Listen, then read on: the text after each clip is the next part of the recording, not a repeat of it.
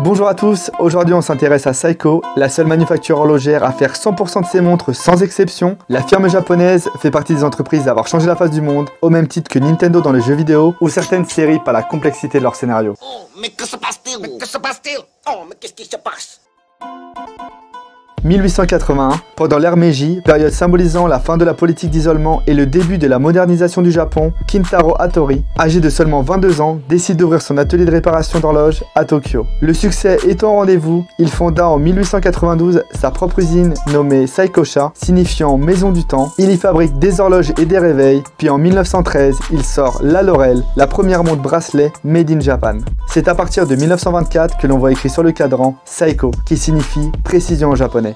Seiko devient en 1964 le chronométreur officiel des Jeux de Tokyo, première fois que le continent asiatique accueille cet événement.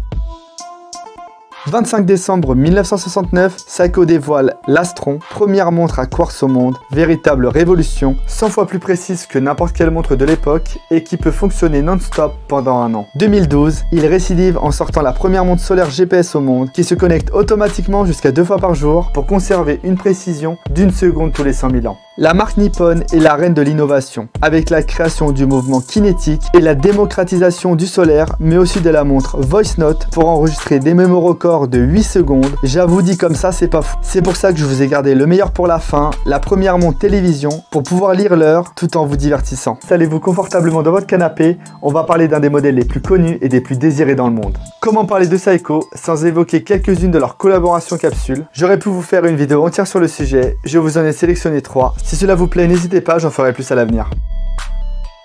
On commence avec le célèbre jeu de combat Street Fighter qui s'est associé à Seiko pour concevoir 6 modèles en référence aux personnages principaux du jeu. Vous pouvez retrouver par exemple Ryu, Ken ou Blanka, chacune commercialisée à seulement 9 999 pièces. La violence, c'est nul, sachez-le. Les armes, c'est mieux. On ne présente plus le célèbre manga One Piece, commencé en 1997, où l'on suit des pirates en quête de liberté et d'aventure. 5 modèles ont été créés pour l'occasion, avec évidemment le modèle le plus stylé de tous, celui de Luffy, le roi des pirates. Le motif du cadran est inspiré de la vapeur produite lorsqu'il libère son gear.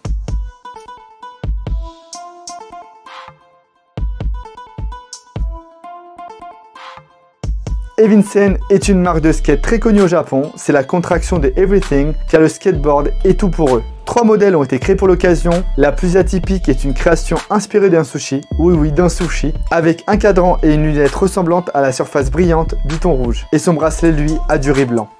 Et bon appétit bien sûr. Seiko est un monument au Japon et dans le monde de l'horlogerie. J'espère que cet épisode t'a plu, t'a donné envie d'aller au Japon ou de laisser un audio de 8 secondes. Merci de votre soutien, à très vite pour un nouvel épisode.